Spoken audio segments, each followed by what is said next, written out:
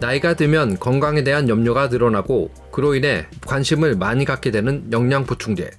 보충제는 음식으로 충분히 섭취하지 못한 영양소를 보충하거나 섭취하기 위해 챙겨 먹게 됩니다. 그러나 보충제의 적절한 사용과 품질에 대한 이해를 먼저 한 후에 섭취해야 건강에 긍정적인 영향을 미칠 수 있습니다. 미국 미네소타주에서 의사로 활동 중인 타마라 데러는 보충제를 활용하려면 개인 영양의 필요성에 맞춰 섭취할 때 가장 효과적이라고 말했습니다.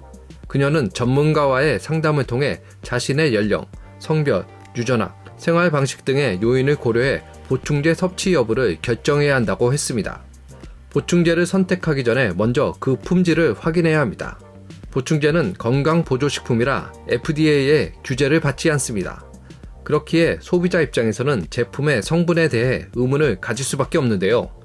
제품의 품질을 확인하는 한 가지 방법은 NSF, 컨슈머랩, 금지물질관리그룹, 즉 BSCG와 같은 독립단체가 테스트한 제품을 찾는 것입니다.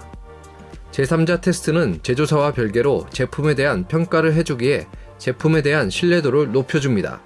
독립단체는 불법 물질이 들어있는지 검사하고 라벨에 기재된 성분이 실제 성분과 동일한지, 제품의 효능은 어떤지 등을 검사해 자료를 제공합니다. 타마라 데러에 따르면 보충제의 품질은 원료의 품질과 순도, 사용된 제형, 불필요한 염료의 포함 여부, 제조 과정에서의 품질 관리 등 다양한 요인에 의해 좌우됩니다. 중요한 점은 식이보충제는 식이보충을 위한 것이지 음식을 통해 공급되는 영양소를 대체하기 위한 것이 아니다라는 겁니다. 많은 전문가들은 건강을 위해 다양하고 영양분이 풍부한 식단을 통해 건강에 필요한 모든 영양소를 섭취하는 것이 중요하다고 말합니다. 보충제는 특정한 화합물이 농축된 형태이기에 과다 복용할 경우 되려 부작용이 일어날 수 있습니다. 2016년 12월 미국 약학뉴스에 발표된 한 연구는 과도한 양의 비타민 A가 뼈 건강을 손상시켜 골절과 골다공증의 위험을 증가시킨다는 결과를 발표했습니다.